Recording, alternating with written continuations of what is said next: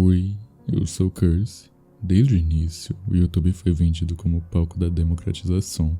Era a promessa de que qualquer pessoa, com uma câmera simples e uma ideia, poderia ser ouvida. Não importava de onde você vinha, quem você era a revolução da mídia. Mas essa liberdade e o brilho da fama digital tem um custo que nem sempre fica claro no contrato. Nós esquecemos que por trás da câmera existe um ser humano falho e por trás da tela existe uma audiência que nem sempre perdoa. Ao longo dos anos, vimos criadores gigantes perderem o chão. Alguns por erros bobos, outros por falta de limites, e alguns casos que infelizmente terminaram de forma trágica. Histórias de ascensão meteóricas e quedas dolorosas. Hoje, eu quero conversar com vocês sobre alguns momentos que marcaram essa plataforma. Vamos entender o que aconteceu, o porquê aconteceu e o que restou depois da tempestade. Um incidente da ponte. É impossível falar sobre a história do YouTube sem mencionar o Félix ou o PewDiePie para os menos íntimos. Durante muito tempo, ele não era apenas um youtuber, ele era o YouTube. A cara da plataforma, ele ditava tendências, fazia jogos desconhecidos virarem febre mundial e tinha uma legião de fãs que fariam qualquer canal de TV ter inveja. Mas, em 2017, o clima no canal dele já estava estranho. Félix vinha testando os limites do humor, flertando com piadas que a mídia tradicional já estava criticando. Porém, foi durante uma transmissão ao vivo de PUBG que as coisas mudaram para sempre. Em um momento de frustração com o jogo, após uma troca de tiros que deu errado, Félix acabou se descontrolando. No calor do momento, a raiva tomou conta e ele acabou indo longe demais nas palavras, soltando um insulto racial pesado, histórico e carregado de ódio. O acontecido ficou conhecido como o incidente da ponte. I was fucking insane. I was holding it so fucking straight.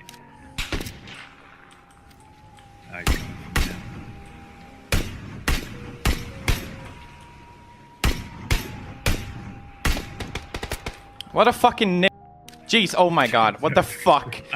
Sorry, but what the fuck? O problema ali não foi apenas a palavra dita, foi o contexto. Félix era a maior figura da internet mundial. O mercado publicitário, marcas grandes como Coca-Cola, Disney e outras gigantes, olharam para aquilo e perceberam que investir em criadores de conteúdo sem filtro podia ser um risco incalculável para a imagem delas. E isso, somado a uma pilha de outros acontecimentos polêmicos na época, fez com que acontecesse um fenômeno que mudou o meu e o seu YouTube. O Adpocalypse. De uma hora para outra, as marcas retiraram dinheiro, as regras de monetização ficaram rígidas para todo mundo. Canais pequenos que não tinham nada a ver com a história perderam sua renda. É um assunto complexo que eu pretendo abordar com calma num vídeo futuro. O caso do Félix mostrou que, na internet, anos de trabalho podem ser manchados por segundos de impulsividade. Ele pediu desculpas, reformulou totalmente seu conteúdo para algo mais calmo e filosófico anos depois. Mas e a ponte virou uma cicatriz na história da plataforma. Foi o último prego no caixão da época terra sem lei do YouTube. A floresta e o desrespeito ao sagrado. Para entender o erro de Logan Paul, não basta olhar para o que ele fez. Precisamos entender onde ele estava e quem ele achava que era naquela época. No final de 2017, Logan era um retrato da arrogância juvenil. Ele viajou para o Japão com a mentalidade de que o país inteiro era um parque de diversões para os vlogs dele. Ele entrou em Aokigahara, conhecido como Mar de Árvores, na base do Monte Fuji. Aquele lugar carrega um peso histórico e espiritual imenso. A floresta é tão densa e o solo vulcânico é tão poroso que o som lá dentro é abafado, criando um silêncio quase absoluto. Nas lendas japonesas dizem ser o lar dos Yurei, espíritos que não encontraram paz. Infelizmente, nas últimas décadas o local ficou mundialmente conhecido como a Floresta do Suicídio. É um lugar de luto, de silêncio e, acima de tudo, de profundo respeito. Mas o Logan não levou nada disso lá pra dentro. Logan entrou lá usando um chapéu inspirado nos Homenzinhos Verdes, os alienígenas de Toy Story. Já dentro da floresta, enquanto deveria haver silêncio, Logan estava fazendo barulho, gritando e fazendo várias piadas para a câmera. I think there's someone hanging right there. Excuse me? This is the thing. There's a thing that is now in our lives we just experienced. How our lives unfold. There's no going back. I've seen things I can't unsee. We found a dead body. Yup! What the fuck? Gotta say, this is top 5 craziest things I've ever experienced in my life. Top 5? Top 1! Quando ele e o grupo encontraram um corpo pendurado numa árvore, o choque de cultura e a falta de humanidade foram brutais. Qualquer pessoa sensata teria desligado a câmera, chamado a polícia e saído dali em silêncio. Logan não. Ele continuou gravando, deu zoom e o mais perturbador, ele fez piadas e riu para aliviar a atenção do grupo, transformando uma tragédia real em um momento de entretenimento para o canal dele. Ele voltou para o hotel, editou o vídeo e postou. Ao fazer isso, ele mostrou que a busca pelo conteúdo superou qualquer senso de empatia. O mundo não perdoou, a reação foi global. Ele foi removido de projetos do YouTube Red, contratos milionários e virou o inimigo número 1 da internet. O caso serviu para mostrar que o mundo real, com suas dores e histórias, não é apenas um cenário para youtubers brincarem e fazerem vídeo.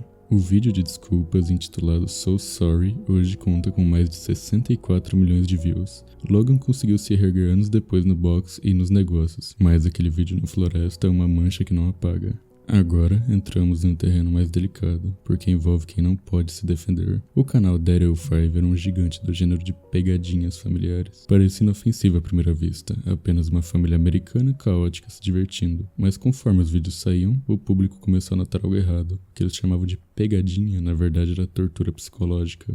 Os pais, Michael e Heather Martin, criaram um ambiente de terror.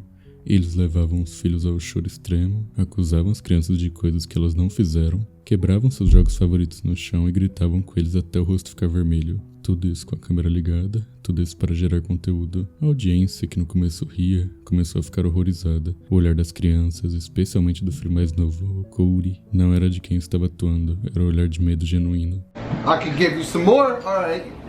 No. You don't like that? I never said I did. Please, I never said I did. Shut up! I hate my life. Just kill me. I'm gonna kill you later after all this thing. Anyway. O que era vendido como entretenimento, na verdade, era o registro de traumas reais de crianças que não tinham como consentir com aquilo. A comunidade do YouTube se mobilizou, canais de investigação e opinião denunciaram o caso massivamente. As autoridades interviram, o casal perdeu a guarda de 2 dos filhos e foi condenado a 5 anos de liberdade condicional por negligência infantil. Esse caso foi um divisor de águas, e ele nos forçou a questionar o limite entre a vida privada e o show. Foi um lembrete pesado de que crianças não são atores, não são propriedades para gerar views, e que o bem-estar delas deve vir antes de qualquer placa de 1 milhão de inscritos. Para encerrar, decidi falar de um caso brasileiro. Um caso que mostra como a internet pode levar alguém ao topo e depois assistir a sua lenta queda. PC Siqueira foi um pioneiro. Se você consome YouTube Brasil hoje, você deve algo a ele. Ele era o estereótipo do nerd esquisito que deu certo. Ele definiu o formato de vlog no país. Foi para a TV, virou ícone de uma geração. Ele tinha o mundo nas mãos. Mas tudo desmoronou em junho de 2020. O nome dele foi envolvido em uma denúncia gravíssima. Um perfil do Twitter vazou prints de conversas onde PC supostamente falava sobre imagens de menores de idade. A reação foi instantânea e devastadora. Antes mesmo de qualquer investigação oficial ser concluída pela polícia, o tribunal da internet deu a sentença final. Cancelamento foi total. Seus amigos mais próximos e sócios do canal Ilha de Barbados romperam publicamente com ele. Seus contratos foram rasgados, a polícia realizou buscas e apreensões em sua casa. De repente, PC se viu completamente isolado em seu apartamento, sem renda, sem amigos e sendo odiado por todo o país. Ele negou a veracidade dos prints inicialmente, depois disse que eram conversas mal interpretadas, mas o estrago estava feito, a imagem dele estava destruída. Nos anos seguintes, o que vimos não foi um monstro de filme, mas um homem real desmoronando. Vimos ele tentando lidar com a falta de dinheiro, pedindo doações para comer, lidando com a solidão extrema e com a saúde mental que já era frágil e se deteriorou completamente sobre os holofotes do ódio. Ele tentou voltar a produzir conteúdo, mas a seção de comentários era um lembrete constante do escândalo. O desfecho aconteceu no final de 2023, quando o PC tirou a própria vida. Independente do julgamento legal sobre as acusações, que nunca teve um veredito final,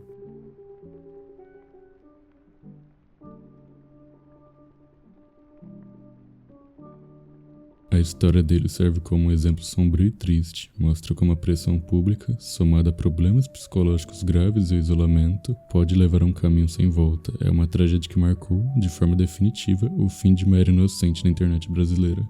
Oi, como vai você? Você tá bem hoje? Eu tô bem hoje, muito obrigado. ok? O YouTube amadureceu, as regras mudaram, o algoritmo mudou, mas a natureza humana continua a mesma. A busca pelo clique, pelo choque, pela atenção a qualquer custo ainda existe. Essas histórias que contei hoje não são apenas sobre cancelamento, são sobre limites. Elas servem como um aviso para os criadores sobre a responsabilidade que vem com a câmera, mas que também serve para nós que assistimos, afinal, somos nós quem damos o clique, nós que consumimos o caos. Obrigado por acompanhar até aqui. Se por acaso a gente não se vê mais, bom dia, boa tarde e boa noite.